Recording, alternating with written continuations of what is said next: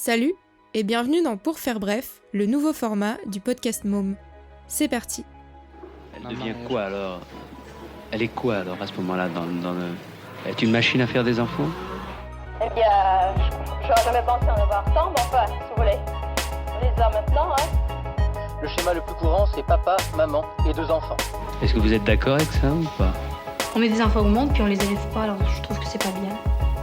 Et quand vous aurez des enfants, vous cesserez de travailler? Ça, je sais pas. Pourquoi vous poussez un soupir?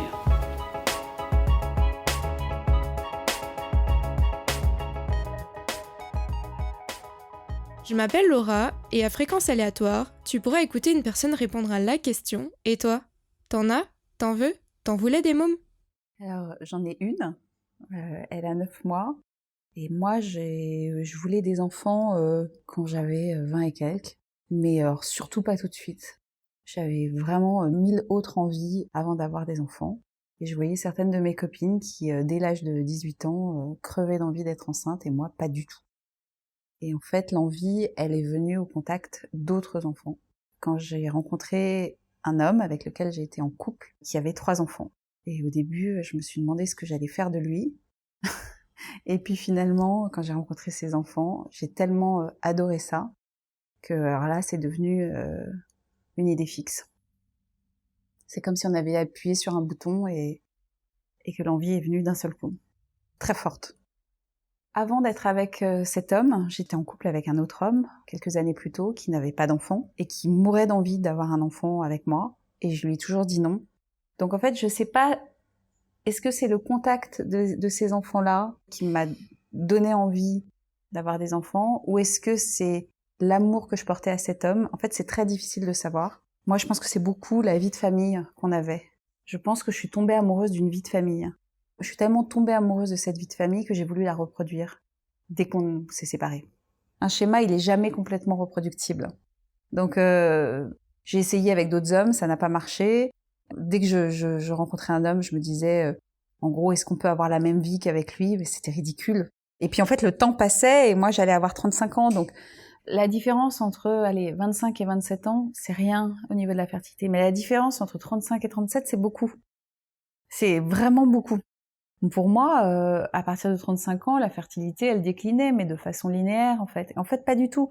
Elle décline de façon abyssale, d'un seul coup. Le temps était devenu mon ennemi. Enfin, c'est-à-dire, je le soupçonnais, mais j'en avais pas conscience comme j'en ai conscience maintenant. La seule façon que j'ai trouvée pour pouvoir m'acheter de la sérénité et du temps, c'était d'aller vitrifier mes ovocytes en Espagne dans une clinique de fertilité. C'était en 2014. À l'époque, on parlait pas du tout de ça. Il y avait aucun média qui évoquait ça en France. Et il se trouve que moi, j'allais souvent à Barcelone pour mon boulot. Et à Barcelone, au contraire, je voyais des cliniques de fertilité partout. Donc j'ai voulu me renseigner et voilà, j'ai trouvé cette alternative que je trouvais révolutionnaire à l'époque. Ça a été le début d'une grande aventure. Donc je suis allée rencontrer une clinique de visu. Et là, en fait, je me suis rendu compte que c'était hyper moderne. Les médecins parlaient toutes les langues. C'était le nec plus ultra de la clinique. Et en même temps, il fallait que je trouve un relais médical en France. Et je trouvais pas. Je trouvais aucun médecin qui acceptait de me suivre parce qu'en France, c'était illégal et ça l'est toujours. Et donc, je galérais. J'étais un peu démunie.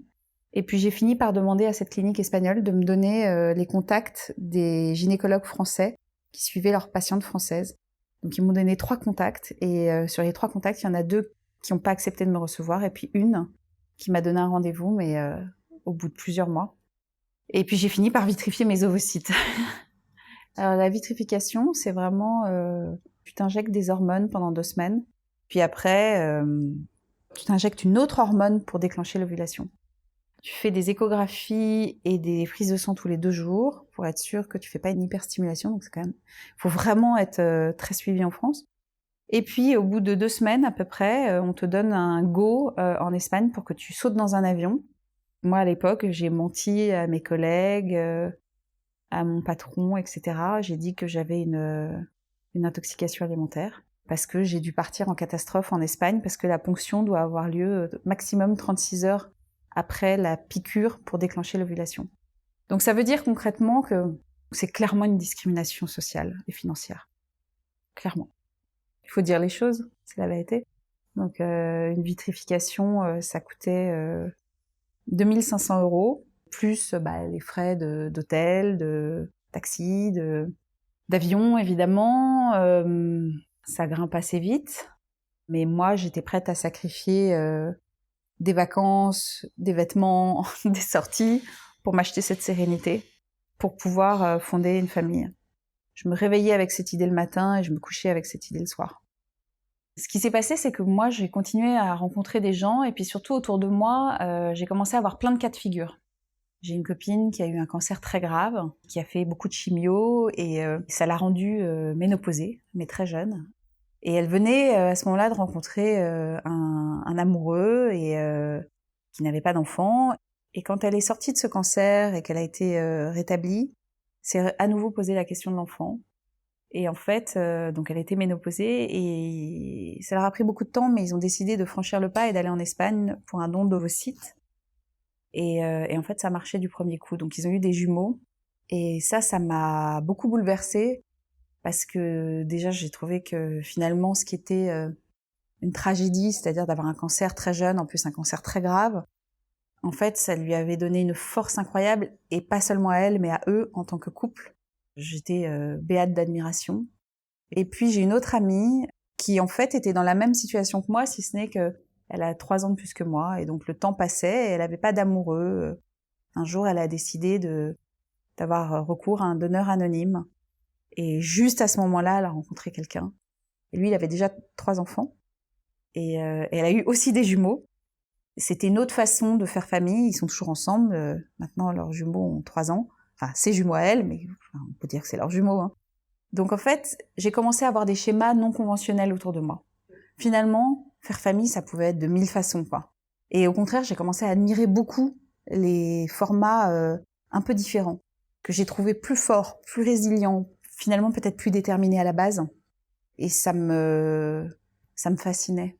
Et ça me fascine toujours, et je trouve que en fait, il y a personne pour décider de qui a le droit d'avoir des enfants, qui n'a pas le droit. Enfin, je trouve ça totalement absurde.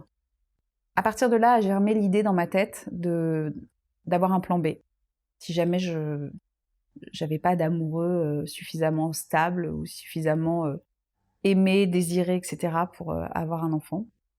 Et puis, en fait, j'ai rencontré quelqu'un d'autre, mais ça a pris plusieurs années, et qui avait à nouveau 3 enfants. Donc évidemment, j'y suis allée à reculons, parce que je me disais, c'est pas possible, je vais pas reproduire ce que j'ai déjà fait, en plus il va me claquer dans les doigts, etc. Donc en fait, non seulement j'y allais à reculons, mais lui aussi il y allait à reculons, parce qu'il savait très bien qui il avait en face de lui. Donc on y allait tous les deux à reculons, et en même temps on était, je pense, quand même attirés comme des aimants. Et donc on a vécu une histoire qui a pas duré extrêmement longtemps, qui a duré un peu moins d'1 an, mais qui était belle, qui était forte, mais la pression était immense. C'est-à-dire que moi, pour le coup, j'allais avoir 40 ans, j'avais vraiment plus de temps, quoi. Et lui, il avait vraiment besoin de temps. Donc il a fini par me quitter. Je me suis dit, bon ok, il me quitte, c'est qu'il y a une raison, et la raison, c'est qu'il faut que je sois face à mes choix. Et mon choix, c'est d'avoir un enfant, donc il faut que j'y aille. J'étais hyper déterminée à avoir un enfant seul. Et là, ça a été le début du grand 8 émotionnel.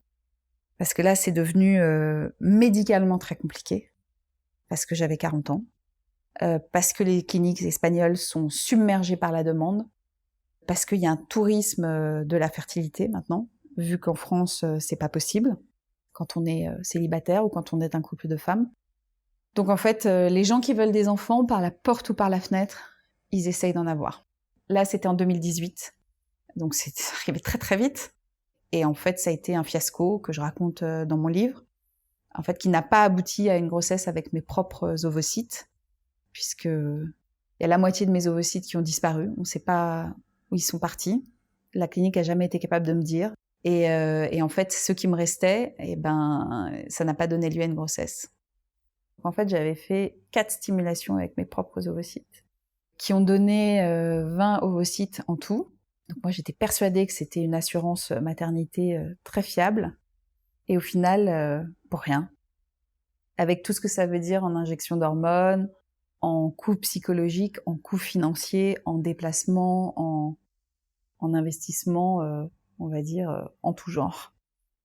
Donc là, c'est posé un choix qui était difficile, qui était est-ce que je recommence tout à zéro, avec tout ce que ça veut dire, ou est-ce que je fais appel à ce qu'on appelle un double don, donc ovocytes et spermatozoïdes. Ce qui veut dire que quand on fait appel à un double don, en fait, on abandonne son patrimoine génétique. Ce qui m'a beaucoup aidé à prendre cette décision, c'est d'avoir été en contact avec les enfants de mes ex, donc chacun 3 enfants, donc au total 6 enfants, que j'aimais énormément, que j'aime toujours énormément. J'étais pas du tout leur maman ou leur deuxième maman, pas du tout. Ils ont tous une maman qui s'occupe extrêmement bien d'eux, donc j'ai absolument pas servi de roue de secours ou quoi que ce soit. Enfin, mais je me suis rendu compte qu'on pouvait établir un lien très très très très fort avec un enfant qui avait pas de lien génétique et que ça pouvait être merveilleux. Donc en fait, je me suis sentie très en confiance avec ce choix, mais qui est un vrai choix, qui est un choix pas facile. J'en ai beaucoup parlé avec mes proches, à commencer par ma famille. Ça a poussé tout le monde un peu dans ses retranchements. Tout le monde a réfléchi au sens qu'on avait envie de donner à notre famille. On est une toute petite famille. Et j'ai trouvé ça chouette parce que quelque part, ça nous a fédérés autour de mon projet de maternité. Tout le monde s'est mis en réflexion sur le sens qu'on voulait donner à notre famille, au-delà des gènes. La façon dont ça s'est passé médicalement, en fait, c'est très simple. C'est-à-dire qu'on fait des injections d'hormones pour préparer l'endomètre. Et une fois que l'endomètre est prêt, pareil, on fonce à Barcelone. Et il y a un transfert d'embryon qui dure, montre en main, 5 minutes. C'est très rapide, c'est totalement indolore. Et c'est la clinique espagnole qui fait le choix des 2 donneurs, qui essaye de correspondre à peu près au physique de la femme receveuse. Puis après, on a 2 semaines d'attente qui sont extrêmement longues pour savoir si on est enceinte ou pas. Donc moi, la première fois avec un double don, je suis tombée enceinte, mais j'ai fait une fausse couche précoce. Donc c'était assez difficile à accepter parce que je m'attendais pas du tout à ça. Je m'attendais à ce que ce soit positif ou négatif, mais pas positif et négatif, quoi. J'étais abasourdie. Donc là, j'ai vraiment repriorisé ma vie. C'est-à-dire, je me suis dit, bon, bah, en fait, il faut que ça devienne mon unique priorité. Il faut que je mette tout en œuvre pour ça. Donc, je me suis beaucoup fait aider de médecine douce, acupuncture, ostéopathie, un psy. Enfin, j'ai tout mis en œuvre. J'ai tout fait. J'ai arrêté toute vie sentimentale pour ne pas être polluée. Voilà, j'ai tout lâché. Je me suis dit, en fait, il faut que j'arrive. Et je vais y arriver. Je vais y arriver. Et la 2e fois, ça n'a pas marché. C'était négatif. Et la 3e fois, ça a marché. En fait, je me suis dit, je suis enceinte jusqu'à preuve du contraire. Et pas, j'espère que je suis enceinte. Donc, c'est pas du tout le même état d'esprit. Quand j'ai su que j'étais enceinte, c'était à la fois super. En même temps, j'avais évidemment très peur de faire une fausse couche. Donc, je suis restée pendant plusieurs jours allongée sur mon canapé sans bouger. J'avais peur de prendre une douche. Enfin, bref, n'importe quoi. Quand j'allais aux toilettes, j'avais peur de... C'était ridicule. Quand je prenais le métro, j'avais peur des secousses. Enfin bon. Et puis après, j'ai commencé à être hyper malade, mais au point de plus du tout pouvoir sortir de chez moi. Et c'est une triste banalité, ce que je raconte, mais j'ai vraiment pris conscience de la résilience des femmes. Les femmes sont hyper fortes, et pas que pour ça, mais là, c'est... Parce qu'il y a un moment donné, j'ai cru que j'allais mourir tellement j'étais malade. Et je me suis dit, mais pourquoi on m'a pas prévenue, quoi ? En fait, je pense que les femmes oublient ce qu'elles ont vécu, que ce soit le fait de vomir 20 fois par jour ou le fait d'accoucher. Les femmes, elles oublient. Et je pense que nous, les femmes, on a cette capacité à surmonter des trucs, mais incroyables, quoi. Et vraiment, là, ça m'a sauté aux yeux. Alors moi, en ce qui concerne mon accouchement, j'ai eu une césarienne. Pour le coup, ça s'est extrêmement bien passé. Donc, je peux pas dire que j'ai eu mal ou quoi que ce soit. Mais je veux pas tout raconter parce que je raconte la fin dans mon livre. Il y a eu beaucoup de rebondissements totalement dingues. Et je pense que la vie, de toute façon, elle est dingue. Elle est extrêmement imaginative, beaucoup plus qu'on peut l'imaginer nous-mêmes à la base. C'est ce qui fait la magie de tout ça. Donc, je dirais, quand on a une idée qui germe, il faut pas la lâcher.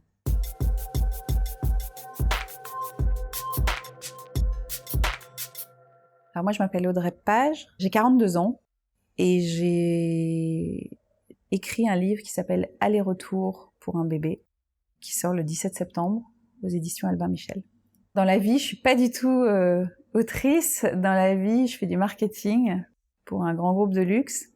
Et c'est mon premier livre.